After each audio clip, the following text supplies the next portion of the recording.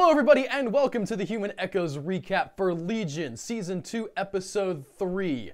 This one continues to be awesome. I don't know if anybody was expecting like a sudden downturn or a wild shift into a different genre, but no, we're getting more of what we love with this show, and right here in the opening is another one of these psychology lessons, let's say, narrated by John Hamm. We've been getting these all throughout this season. I think we've gotten one per episode. And in this episode, we start off talking about the nocebo effect. Essentially, it's the placebo effect, but for bad stuff. The illustration they use is that you can give something to someone, and if you look like a doctor and you sound like you know what you're talking about, and you tell them, this will make you vomit, it's gonna make you at least somewhat likely to vomit. In the same way that if you give someone sugar pills and say to them, this is magic medicine, it will cure your cancer, it's gonna do something for them because their mind interprets the placebo, whatever it is, this thing that they're taking in as a kind of reality. The show is essentially saying, this idea that you can alter reality with your mind, that David has this superpower where he can wipe things out and change things, it's not beyond the realm of possibility. We actually do this to ourselves every day. And they further go on to talk about this idea of contagions of the mind. The spreading of things like mental tics, for instance. We know for a fact that there are suicide epidemics that happen in certain places that are not just related to the conditions there, but actually the idea of suicide being itself contagious. One of the examples that I enjoy, they don't mention it in this particular opener, but it fits in with some of the ones they talk about in the mid-1800s in America, along with what the Christian side of things calls the Great Awakening. There was sort of a big series of revivals going around. Around that same time, there were also barking fits that would break out. People would just be taken with a fit of barking, and a lot of times it was associated with these elements of religious fervor, right, where people were in the middle of these meetings where they would get in the spirit and stuff, and then some of them would just start barking like a dog for no reason. It could be isolated as well. People would just be off in the middle of the woods and just barking uncontrollably. They mentioned the laughing epidemic. They mentioned the dancing epidemic. There are these instances in human history where behaviors become contagious, and then to put a cap on this little psychology lesson we've got at the beginning here, which is illustrated with these cheerleaders and the arm hitch, by the way, pretty sure left arm, just hitting that theme again. The left side, Sydney's left arm is messed up. The hatchling thing's left arm is messed up. I think there's another correlation in there somewhere that I'm forgetting in the moment, but they're definitely thematically going for that left side as the sort of weak point. And they wrap it all up by talking about how the stuff that we think of as normal in the world could also just be a shared contagion that is just spread across all of humanity. And they talk about things like stock market crashes and, well, the stock market crash is the one that stood out for me, but, violence and all of these things that we think of as normal everyday parts of life. The contention here is, what if that is an infection of some kind, that it's an aberration that we've just all accepted because we all share it? A lot of explosively heady ideas, and I wish I had time to get into digging through all of this and what it means. I have some issues with the strongest interpretation of the way the show is presenting this idea of mental contagion. I don't think it's quite as persuasive as they make it sound, but let's just go with it for the sake of the theme here and not dig. I'm not a psychologist, okay? Noah Hawley's not a psychologist, although I'm sure he's read up on it, so he knows a little bit about what he's talking about. But we're just going to go with it as part of the show and move on to the next scene, which is a flashback. And the flashback shows Farouk's defeat. All right, Farouk sitting in a restaurant with 2 ladies on his arms, which, by the way, dude, if you're having like the battle of your life, you sure are taking it nonchalant, just sitting there like with a couple of babes duking it out. The assumption is that Professor X is there with him. That is at least how it's supposed to play out in the comics, that these guys just sit down at a table and look at each other and the mental battle happens, but there's like, in the physical world, there's nothing going on. The way that plays out in the show is that we get a sort of a recap of season 1's chalk drawings animated happening in the reflection of Farouk's glasses, which is a cool way of just summarizing, this is what's happening, this is what's going on. It doesn't go on for very long. Almost immediately, Farouk is defeated, falls face down onto his plate, and the Migo monks come and pick him up. They show up, they put him in a coffin that looks like, drumroll please, an egg. Not a coincidence, I would imagine, based on everything we've seen so far from this show. And they take him to their place. Where are they at? They lower him into a pit. And they lock him in. They tile over it. You know, you've got the sort of Cask of Amontillado style Telltale Heart reference. I don't know if it's a reference, but that in the moment, that as I'm speaking of it, it didn't remind me of it at the time, but I think about the idea of burying something under the floorboards and ignoring it, and then the sound driving you mad. That's a very Edgar Allan Poe Telltale Heart kind of thing. Again, with shades of Cask of the Amontillado, because you've got the sort of basement area and it's stone instead of floorboards, but you can understand the parallel there. The Telltale Heart, though, the sort of moral of that story is that the guy who killed his master was a bad dude. And here, there's no indication that these Migo monks are particularly malicious.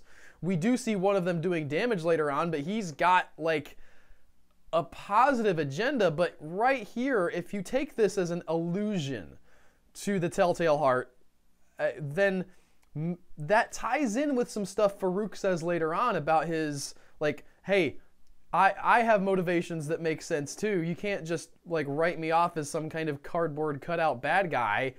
I was driven the same way everybody else is driven to do something. I don't know if all that fits together exactly like I'm making it fit together in my head, but regardless, something's going on with that coffin. And I don't know what that means. Like, does the body have a separate life from the mind? Because Farouk in all this time is wandering around in the astral plane, I guess already inside David as a baby, you know, feeding off of his thoughts and trying to survive there. Why is the body still banging on the coffin? Is this a thing that's actually happening, or is it only in the monks' minds? Is it a contagion? We don't know. To continue on with the whole contagion hatchling style thing, we get Tanami being invaded by the hatchling, and I don't know what that means. I don't know what the hatchling does to you. It gets in his ear, and then there's not really like a reference to it. He doesn't seem to be more off than anybody else throughout the rest of the episode. They rescue him when he gets captured later on in the maze, but I'm assuming they're planting seeds to grow later with this, but I didn't really see like a consequence for Tanami being invaded by the hatchling. It's only later on when the Migo monk escapes. Although he is, I will say, right after this scene, he is kind of like walking around in the hallway, like not sure how he got there. So maybe he has just lost time. The hatchling got in, made him do something, and got out, and we won't know what that was until later. But your guess is as good as mine here. The scene after this it follows up on something that happened last episode, which I really, really adored. And it's not like a big flashy moment, but it's just the idea here is cool. It's Carrie and Carrie. They're in their lab, and girl Carrie says to guy Carrie, "Do we have to?" And he's like, "Yeah, we do." And she's apprehensive about something. The way they make it sound, it's like, is it a battle? Is she like gonna have to go through some like stressful thing or meet up with somebody she doesn't like? And the thing that she's afraid of is eating. Carrie, the girl, has never physically eaten food. She has never had to exist for long enough for that to be a part of her life. I just found that really fascinating, and the follow-up to that, the idea of pooping, that this like 20-year-old, maybe younger than that, maybe she's in her like late teens, but 20-year-old girl has never pooped because she's never eaten, like she's never experienced that physically. It's just weird and mind-blowing, and really makes you understand like what kind of life she's lived. We talked about last week about the sort of just like all she ever lives are the action scenes, and she never gets the downtime. She never has to deal with the boring stuff, the waiting, the driving somewhere, the just sitting waiting for something to happen. She's always out when something's happening, and this is a new experience for her. In the meantime, we find out that the Migo monk has escaped. There's a scene here, a thing that happens in the scene that I don't fully understand. It works in the moment, but there's a bloody handprint on the inside of the window, and they see that and they're like, oh, what's going on? Why is that? And then they go out and look around in the teeth chattering room, and they notice that the monk has escaped through a giant air vent. A couple things there. First off, the monk, I don't think, needed to leave that bloody handprint on the window. Like, I didn't see anything last episode. Maybe I'm forgetting. I don't know why he would have like needed to leave them that clue, or wouldn't have wiped it up later. Like, why just leave a giant marker saying, hey, here I am? And then secondly, why have a person-sized air duct going into your room where you have teeth chattery people that is at floor level? No less. It's not even like they have to climb up into it through the ceiling. It's just there. Several poor decisions on several different parts in this scene. That's maybe a nitpick. I mean, there's a lot of Legion that just feels sort of like a dream sometimes. And so maybe they're just sort of flowing with that aesthetic and saying, we need for people to notice this. This makes the coolest and the most sense, so we're going to go there. Regardless, they're on the lookout for him, and they can't find him. And this is the point where I need to mention that David's kind of useless. Like, there's several times in this episode and in previous episodes where people have asked him, hey, you're the psychic, can you do something? He's like, nah, sorry, man, they're shielded, or whatever. Like, what is the point of you? You're more powerful than your father, Professor X, and you do almost nothing except confab with Farouk and then go and talk to your girlfriend from the future. Like, the superpower isn't really being used to its fullest potential, and I don't know if that's because David's just bad at it, or if having somebody who could read minds just sort of breaks every plot you can imagine, so you just have to write in all of these handrails where, well, they can't go over here, and this person can shield themselves. I don't know what that is all about, but it seems like David's power of mentally searching for people is really weak sauce here. And they're going around looking for him physically because David doesn't work. And there's a moment here that I really love because Sydney asks David what happened. Like, she has this flash of Sydney from the future drawing a letter H. All right, we know throughout the episode she's going to spell out the word hurry, and he's shaken by it. And in like every single other TV show you've ever seen, he would say, oh, nothing, it's not a big deal, and move on. But he does not do that. He says to her, he spells it out. He says, okay, so here's what the thing. I had like a weird flash. I flashed forward. I saw you from the future. You were drawing a letter. I didn't understand it. Now I'm back here with you. He just gives her the whole breakdown. He just tells her, I mean, he already did tell her in the previous episode, but it was just so cool to see, like, there's no walls here. There's no barriers between these two. She asks, and he answers. He's not hedging. He's not worried about what she's going to think of him. I mean, he is crazy, so whatever. But he goes and talks to Farouk, or at least that's his intention, right? He heads to Farouk's place in his mind because that's something he can do. Trying to figure out what's going on with his Migo monk, touching base a little bit, and that's where he meets Lenny. And Lenny is doing a really interesting thing here. she is drawing the word exit with an arrow on the side of the pool. And David asks her, does that work? To which she replies, no, but you got to try something. There's so much interesting about this. First off, as someone who's terrible with colors and stuff, I have to admit I did not notice this on my own, but somebody in the subreddit, I was reading the post-episode discussion, they pointed out that the chalk that Lenny uses for this exit sign is green. Normally exit signs are painted in red. So we have a callback to our red-green swap. And also people pointed out the fingers pointing on the rooftop, which we get another shot of again this season, or this episode. Those are also green. What does that mean? I don't know. Maybe it's nothing, okay? But it seems like at least worth mentioning here.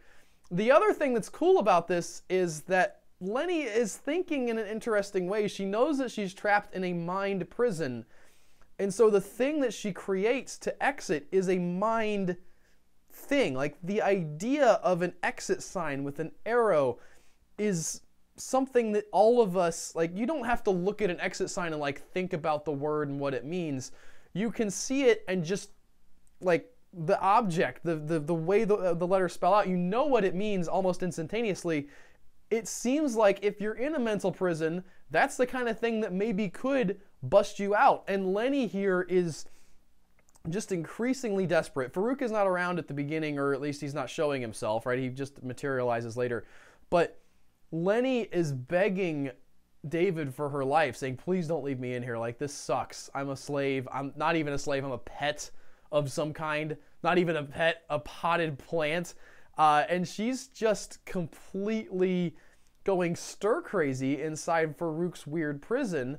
She already begged Farouk for her life last week, and Farouk had sort of an interesting response that I'm still not sure how far that goes and what that means, but we can't recap last week's episode this week. David doesn't have a lot to do for her right now, but you do get the sense that he's kind of like, okay, I'll think if maybe there's something I can do. And then Farouk appears, obviously, and he talks to him, and they have a great conversation. This conversation between David and Farouk is fascinating because it's Farouk trying to reframe himself in David's mind as just another person who's trying to survive in the world and get by. And he uses this word, David calls him a villain. And I double-checked on the etymology on this because I did not 100% trust Farouk not to be lying. But it turns out that Farouk's etymology on villain is 100% accurate. It generally means someone from a village, a rabble-rouser, a low-life, a peasant, and that has, over time, evolved to mean what we know it to mean today. And I love etymology stuff and the evolution of words and how that is an indication of the evolution of thought. I'm just going to take a second here and plug a book that I really, really enjoyed. It was formative for me, okay? One of my favorite philosophers that nobody's heard of, a man named Owen Barfield, wrote a book called History in English Words. And History in English Words talks about the evolution of thought as a function of the evolution of language. How that the way we use words changing over time is an indication of the way our thoughts have changed over time. And he goes way back into like early English stuff, into sort of Proto-English, and talks about how the formation of the language and the solidification, there's a whole bunch in there. I'm going to over talk about this book, but I highly recommend it if you're like a kind of person who likes the show and likes to read. I think a lot of people would really enjoy this. And also, if you get through that, you should read Saving the Appearances. And I'm done talking about Owen Barfield for now. Farouk is pitching David on the idea that he's just another guy. And I simultaneously buy this and I don't. Okay, Farouk's persecuted angle, I do think that there is an aspect of that that's probably true, that he's probably had to deal with some crap that he didn't want to deal with, and he maybe wouldn't have turned out quite the same way if things weren't spun the way they were. But I also think that Farouk has made the wrong choices a lot of times. And his perspective on the world is kind of scary. The idea that it doesn't, like, sort of the physical world almost doesn't matter to him, and other people who are smaller to him don't matter to him. I don't buy his explanation that he's really just a misunderstood, persecuted foreigner who had the white devil come in and take all his stuff, and now he's just trying to get back at them. I think that that's partially true, but I think it's also partially a lie.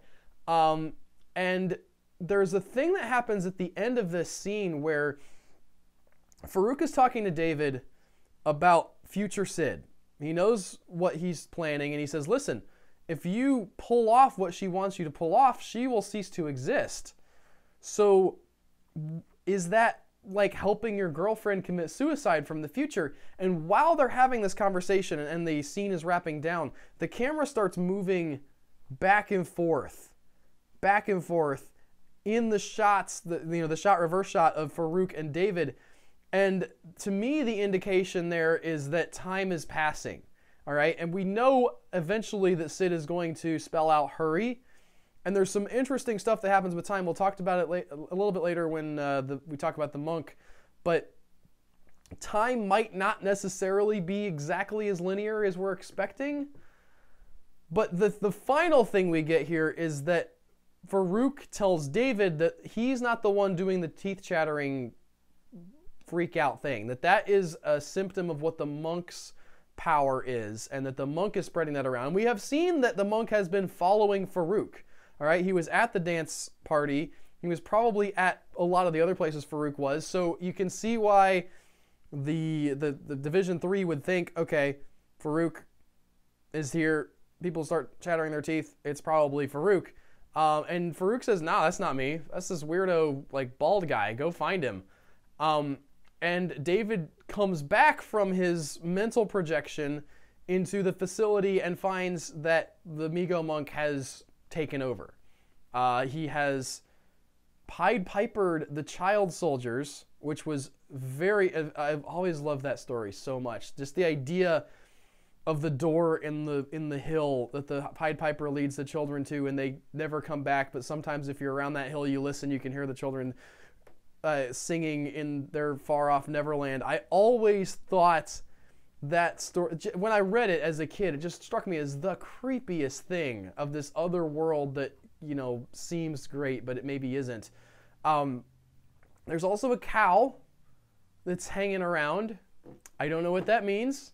I know that later on we're going to be talking about a minotaur. A minotaur has the body of a man and the head of a bull. All right, so there's some bovine imagery mixing there, maybe. And then also there's sort of, you could go into like Hindu mythology and talk about how the cow is a sacred animal, but I don't know enough about that to form like a theory on what it means, if that has anything to do with it at all. It's just things that sort of popped off in my head as I was watching this, that maybe they're connected. I'll leave it to you. If somebody has an idea, as always, love those comments. Keep them coming. And we get to, you know, David finds Carrie, the guy, and they go looking for the others. They find Tanami first, and Tanami is in this flower garden. This is his maze. Everybody has a different maze, as we find out this episode. And Tanami's, all these mazes are based on sort of what you love, what your fantasy is. And that's an interesting idea to me of a maze, in that it's not like it's not a thing that you have to find your way through exactly. It's almost like a honey trap. Maybe there are like ways to get out, but everybody just kind of keeps going in a circle. And the interesting thing about, they talk about mazes, and this maze has a labyrinth, and it has a minotaur, right? I don't know if this is going to come up later, but I know Noah Hawley's smart, okay? He's at least as smart as I am, and probably smarter. So I know that Noah Hawley knows that there's a difference between a maze and a labyrinth. A maze is the thing that you think of that's probably in a circle or a square, and it's got like some dead ends and some curvy, you know, split offs, and eventually you're trying to get to the center. That's a maze. The labyrinth is a totally different thing. Even though it's described in ancient mythology as being something that was difficult to maneuver, every time it's depicted as this sort of swirling, curving around on itself line. There's no splits in a labyrinth, in a true labyrinth. There's no like ways to get lost. If you just continue walking in, eventually you will reach the center. And by the way, it does look kind of like a brain when you draw it out. Go look a picture up of a labyrinth. You'll see what I'm talking about. I don't know what that would mean in the context of this show. It's possible he's just using the word maze but I think it's at least it's worth pointing out that there's a difference, and that Noah Hawley probably knows about it, so it could mean something. That's only thing I'm going to say about that. He gets Tanami out eventually. He brings back his memories. There's a really cool shot of the hedge blowing up, and then they're out. And they continue walking around trying to find people that need help. Next up, they find Melanie, all right? And she is the inside of a giant text adventure game, which I love very much. I guess there's a... The original text adventure is Colossal Cave, and so it's very much, I mean, the opening line of her text is "You are in a cave," but the one that I go back to most frequently, because I know it from the time, it's not my favorite text adventure, but it's sort of the early touchstone that I have in my head, is the White House one. I've forgotten the name. Crap. One of the more Zork. Okay, it reminds me a lot of Zork. There's an enemy in Zork as you go down the ladder, as they do, that you encounter almost immediately. He's called a Gru. Here in this, you have the Minotaur following along around the same time. And the way that they escape from the maze is interesting. David isn't able to do his light thing, but he is able to communicate with Melanie and sort of empathize with her. With the whole thing that she's been talking about this whole time is like, I gave myself to someone else, and now I'm at the end of my life and there's nothing left for me. And he types out this story about how, you know, the girl who didn't have a dream and the guy who had a dream and she had his dream. It's essentially everything that Melanie's already said.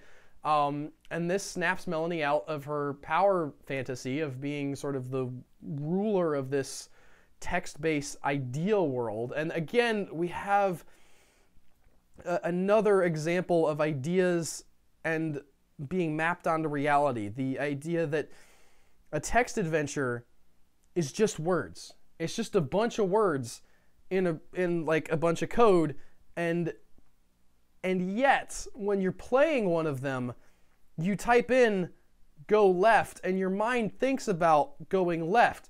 You have a map of a place in your head that is only existing as a string of characters. Not even like modern day where you have Minecraft and you can like model the world. Literally, the world is modeled through ideas directly into your brain.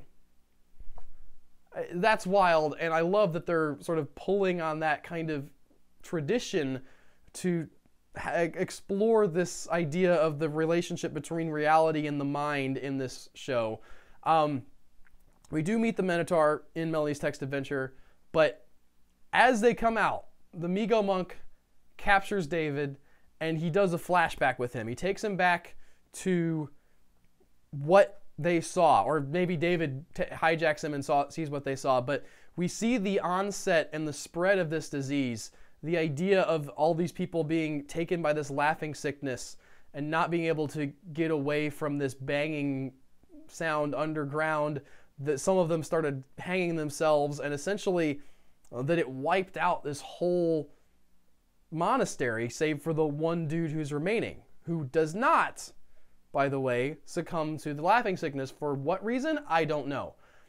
I don't know what the problem here was, but he goes off into the wide world and eventually finds his way to our present as we know it, and he takes over in the present the mind and the android extensions of the general and talks to them about what he wants. And he wants the weapon that they were promised when they were given the body of Farouk. And this is such a great moment. Now, they talk about how David is the weapon, right? Melanie has their sort of way out here. She says David's the weapon. David can take care of it. But the real genius of this scene is the fact that the Division 3 had promised to these people, we're going to get you a weapon. Like, if you guys just take him, don't worry about it. We've got it if something goes wrong. And then they forgot. Okay? Now, maybe that says something about the whole idea of minds being invaded and memories being hacked and all that stuff. But in my mind, right now at least, it's just wonderful to think about the possibility that it was just bureaucratic oversight, that they just sort of lost the paperwork on Farouk and had other fish to fry, so it's fine for now, why not worry? And the monk doesn't buy this, but I buy it. It 100% tracks with my experience of reality. And they say David's gonna help. The monk knows that that's not the case, though. He has a scene at the end of the episode with David on the roof, and he says, listen, you're gonna find this body and you're gonna give it back to Farouk. I've seen the inside of your mind. I can do the mind thing too, dude, and I'm not useless. You didn't shield yourself from me for whatever reason, so we're reading each other's minds. I know that you're gonna do this. And David calls him out on the teeth chattering thing, and he's like, well, why are you hurting people like this? You're shutting them down. And the monk's response to this is fascinating. He says, they're fine. Like, their body's still alive.